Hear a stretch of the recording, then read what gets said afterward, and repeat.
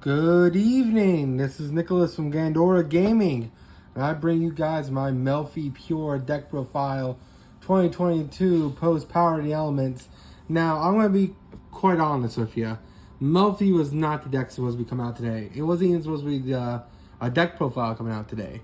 My original plan was to bring out, I was going to post a video yesterday, which is going to be for Infernal Nights, because the new Power Tool Dragon. But I was still missing some cards for that deck. I don't feel confident enough to bring it out onto YouTube. And then today, I was going to do Tactical Masters openings, which is going to be really, really cool. It's the new set that just came out today, and my OTS did not receive it. It got delayed. It'll be released tomorrow for us, which kind of sucks, but hey, what can you do? So here I am at 11 o'clock at night, almost 12, and we're doing Melffys. So what are Melffys? They're really cute level 2 beast deck that was just really known as a cute deck until Power the Elements. Now this deck actually has legs. I would say it's definitely a tiered deck, kinda. It's like the 5th best Splight build, and it's like the 3rd best Tri-Brigade build. It's a very, very interesting deck, and I definitely think it has legs. Not to mention the new cards are just really, really strong, and I think this deck has huge potential, especially when new support comes out. But this support kind of gave the deck its running pace. So let's just get into the deck profile. First things first, we played 3 Melffy Puppy. Melffy Puppy is amazing. This guy basically says they all the Melffy share this effect. Their whole gimmick is that they're really cute animals that run away as soon as your opponent does anything. So they have 3 effects. First effect is during the end phase, you can special summon them 1 copy per each turn. Meaning if you have multiple puppies in hand, you only special summon 1 per turn. But that's still pretty good because it's a free summon onto the field. He also has the effect when your opponent activates any card effect during your turn or your opponent's. Quick effect, you can bounce them back to hand, special summon a beast from your deck, which is really, really strong. It's a really, really good effect and very abusable. For the longest time, Puppy was their best card, but not anymore. We'll see plays with Puppy. I can't wait to show you them, but for now, Puppy is just a quick effect. Add it back to hand, special summon a beast from deck, which is really, really good. Next to play is 3 Caddy. Caddy is our searcher for the deck. Caddy is amazing. It has the same effect as Doggy, where it special summons itself onto the field during the end phase of your turn. And then, if your opponent activates any effect, quick effect, return him back to hand. Instead of special summoning, he adds a beast from your deck to hand, which used to be okay. The issue with this deck was that it didn't really put up enough pressure going first, and definitely couldn't board break going second. So Caddy was alright, but now Caddy equals interruption. So Puppy and Caddy are interruptions now, which is pretty swell. Pretty really strong indeed.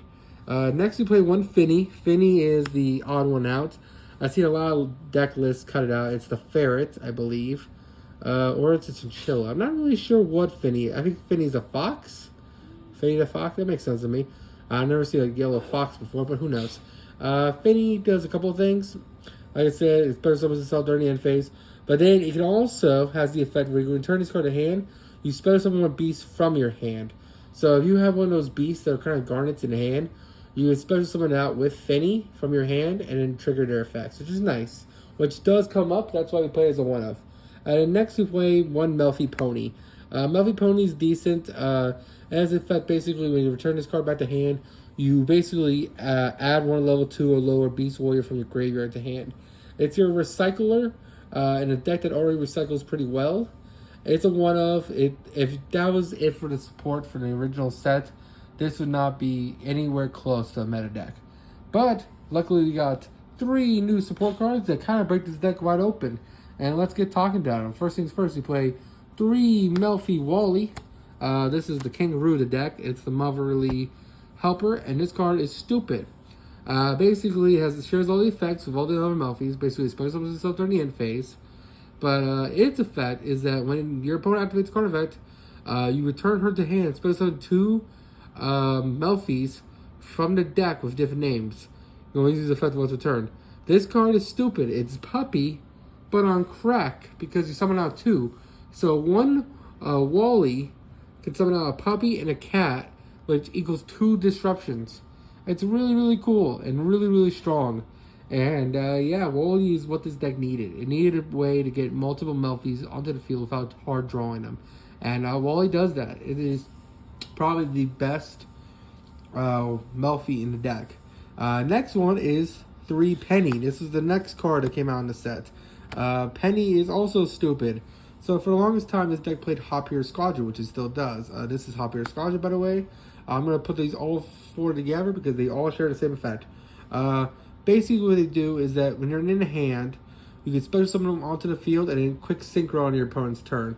Ironically enough, they're both level 2s. Now the difference between Penny and him is he just has to be in the hand to do it. So Cat can search out this guy and then you can activate Hoppier Squadron special summon and make a make a synchro, which is really, really strong. And then Penny basically does the same thing where a Melffy returns the hand, it special summons itself, and then you can quick synchro, which is really, really good. It's definitely really great. We still play the 1 Hoppier. I almost want to play 2 Penny, 2 Squad, because since they're both once per turns, you can do both per turn, which is kind of amazing. So the idea is you play 2 Penny, 2 Hoppier, and then you just keep synchroning on your opponent's turn, which is really, really cool. I feel like if you want to test it out, you definitely can. Next, you play 2 Kitatalos? I'm not too sure how to pronounce this guy. Talentosa, the mythical beast of forest. Yeah, that's his name. Basically, what he does is he's our target off Puppy. Puppy can special summon this guy onto the field, and when this card is special summoned by the effect of a Beast Warrior, target 1 card on the field, destroy it. This is really good because we can trigger it multiple times a turn. It's really, really strong. So you can just keep popping cards on your opponent's turn, which is really annoying. Next, we play 3 Nimble Beaver. Nimble Beaver is a free rank 2. Basically, what his card says when you normal summon, you special summon a Nimble Beaver from grave or from deck. Really, really sick card. Very, very strong. You see it in Spite builds. It's just a free rank 2. It's a free link 2. Very strong card. Next is a spicy 1-of. We play 1 Mind Mole. Now, this card used to be good in old raccoon strategies. It's basically a level 3 that you can make the Chariot Beast with. And when this card is synchro summoned, using for a beast monster, you draw 1 card, which is pretty good. And basically the whole point of that is that you can summon it off Rescue Cat, synchro into a Chariot Beast. Now, if you notice, all the Melffys are level 2s. And now we have a level 2 tuner, and we also have Squadron. So the idea is that you can summon this off a Obedience School and synchro into a Naturia Beast, which is quite strong. Now we also play 3 Rescue Cat. This card is the heart and soul of this deck. Not only is it a free link 2, it's a free rank 2, and this card is a 1-card combo, and it's really, really stupid. I do have the mismatching cats, but that's fine. I think this one's cuter, but I don't know, actually they're all pretty cute. And basically this card contributes itself, and when it does, special summon 2 level 3 or lower beast monsters, but their effects are negated. It used to have the effect where effects were negated, and this card had to be errata because it was so broken, it literally broke the format for a while. And that's it for the monsters. Now it's time for the spells and traps. So for our spells and traps, first things first, we start with 3 Obedience School. This card has always been broken. It has always been probably the best beast support we've ever had. It's technically Fables support because Fables are on the artwork. But this card is stupid. Basically, it just special summons 3 level 2 or lower beast effect monsters from your deck with different names. This card is just stupid. The fact that it can just special summon any amount is insane. It's a 1-card Naturia Beast. I did realize it's level 2 or lower, so you can't actually summon out the Mind Mole. I recommend changing out the Mind Mole and probably putting in... I guess Mind Mole is fine because you can still summon off Rescue Cat, but I was mistaken. You can't summon it off Obedience School, which was my apologies. This card is amazing. It's a free summon of 3 monsters, which is sick. It does lock you into Beast, though, but this deck does not care because most of the extra deck is Beast and most of the main deck is Beast. Next, we play our last support card that was released in the Power of the Elements, Melffy Staring Contest. Now, this card is actually kind of cracked for the Melffy archetype. It is basically a couple things. For one thing, it's a mulligan, which is nice. So you don't want to draw the Cacaloses. The guy who you special summon off Doggy to pop a card. You don't want to draw them. So what does Melffy Staring Contest do? Melffy Staring Contest says reveal a beast from your hand, shuffle it back to deck, and then add a Melffy. Really, really strong. It just does that every turn. Very strong. If you need a Melffy, this is the way to do it. It's just a searchable, and it's continuous too, so that's pretty great. Also, at the start of the damage step, if your opponent, you can reveal any Melffy monsters your opponent controls, they lose attack equal to the combined attack and defense as the monster is revealed, which is kind of sick. So, the way this deck loses is that basically their whole gimmick is that they bounce back the hand. So, you kind of left your field wide open. So, the idea is that not only when you bounce them, this card will make all their monsters lower, which is kind of sick. It's really, really strong, and it can definitely win you some games. No one's prepared for that. Next, we play one Melffy Hide and Seek. Now, this card is really good as recursion. Basically, what it does is that you can, the first time each beast monster would be destroyed, it's not, which is amazing. And then also has the effect, you target 3 beast monsters in your graveyard with different names, shuffle them back in the deck, and then draw 1. It's basically the Prank Kids card, the continuous one, but for Melffy. And that's just really, really strong. Not only does it also give you protection, but it basically keeps reshuffling your graveyard, which is important. Next, we play one Melffy Tag. Tag is amazing. Basically, what this card does, you can target one Melffy monster in your graveyard, supposed to summon it, and you can only use the effect of Melffy Tag once a turn. It is a quick play. It is fine as a one-of. If you want, you can change it from Monster Reborn. We also play one Arise Sunrise. This can also be Monster Reborn. Basically, it's a reborn for Beast, but it also has the effect where it lowers your opponent's monsters by every beast, plant, or winged beast monster you currently in your grave. In that case, it only lowers them by, I believe, for every beast. So it lowers them by a little bit, but it's not enough to be substantial. It's just a reborn for the Melffys. You could put Monster Reborn here.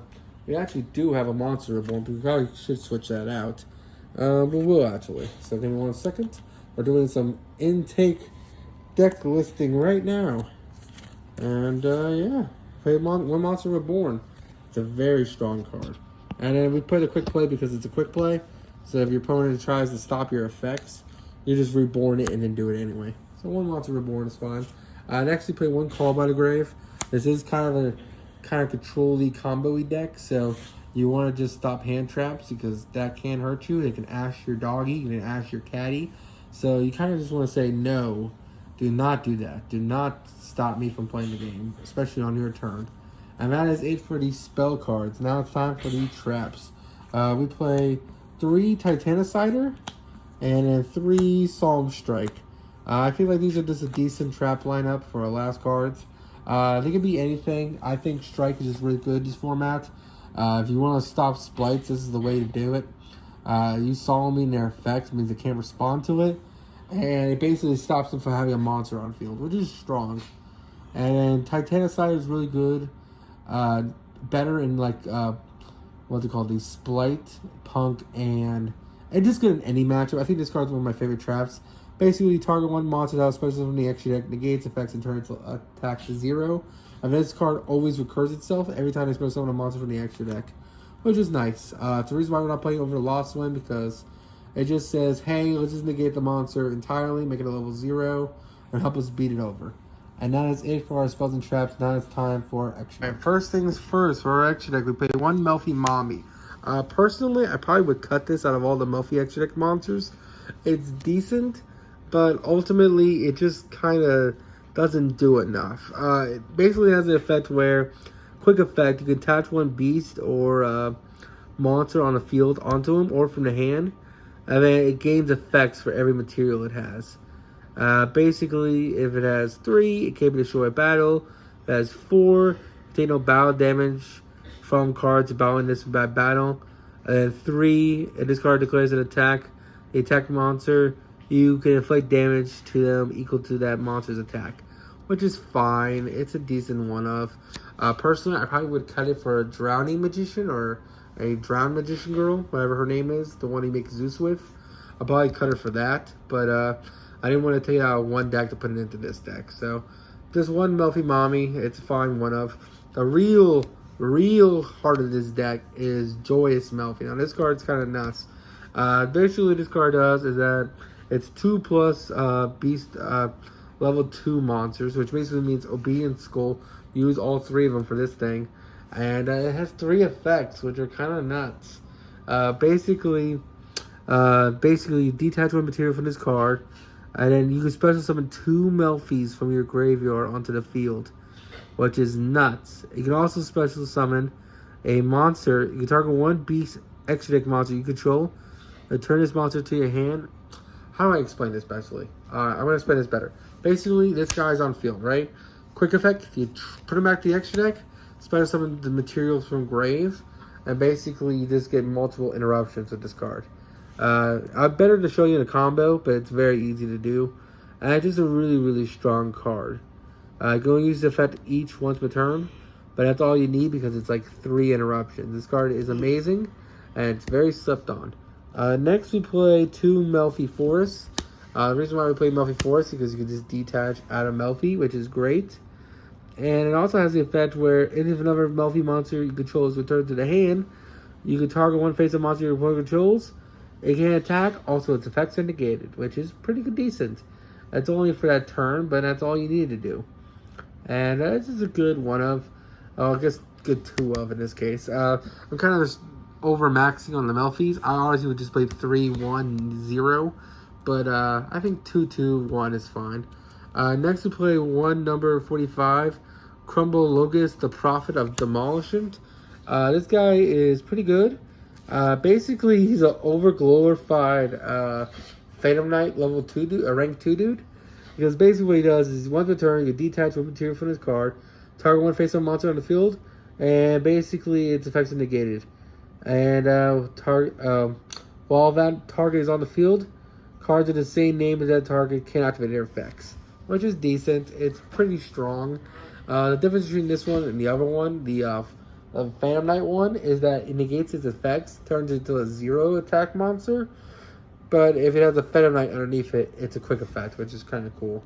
But this negates all copies of it, which is kind of interesting. But it only negates a monster, so it's alright. Actually, no, it's face-up card. Oh, I'm literally learning these cards as I'm doing this deck profile. He literally targets 1 card on the field. All monsters in the face-up on the field. That target also negates. Am I reading this correctly? Does this negate spells and traps as well? Once a turn, you can detach 1 material from this card, then target 1 other face-up card on the field. With this monster is face-up on the field. If that target has effects negated, yes, it negates spells and traps as well. I did not know that. It's not a quick effect, but hey, that's actually pretty sick. That's actually a decent effect. I did not realize. I thought I only negated monsters. But if I can negate spells and traps, it's kind of interesting. Kind of good.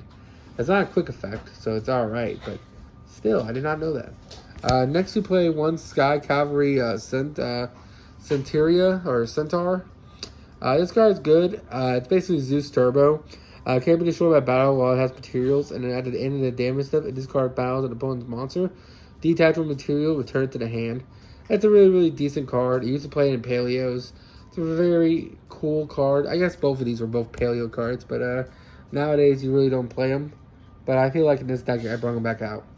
Then finally for XYZs, we play a Zeus. Why not? Look how many XYZs we're playing. We gotta play Zeus.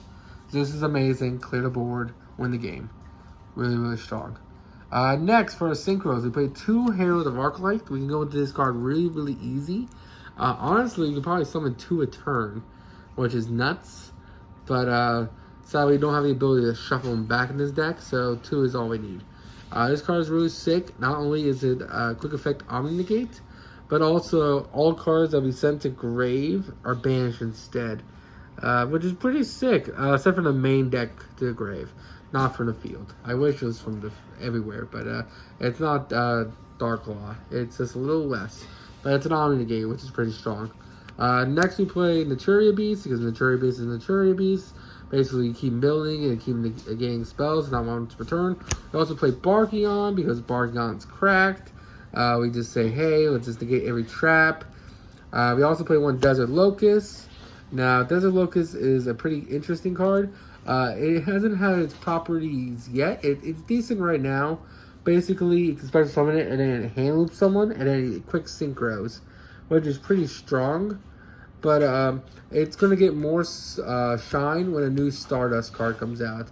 There's this Stardust Assault Monster that comes out a couple sets from now.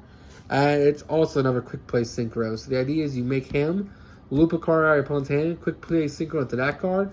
That card does something, then quick play synchros into a bigger guy, which is nice. We play one Satellite Warrior. This card is kind of over accomplishes. For every synchro in the grave, you basically get the pop card your opponent controls, and then he gains attack. It's a pretty big boy. He's kind of like a boss monster of this deck, but honestly, he's not as good as yet because we are missing the OCG card. So we'll have to wait till then. I had one Spite Elf because we're a level 2 deck, and why not? Spite Elf is Spite Elf. And that's just a really, really strong card. It's Quick Reborn every turn. And Quick Reborn is really good, especially when all your Melffys activate on your opponent's turn, which is nice. And that is it for the extra deck. I hope you guys enjoy. And yeah, see you in the next one. Bye.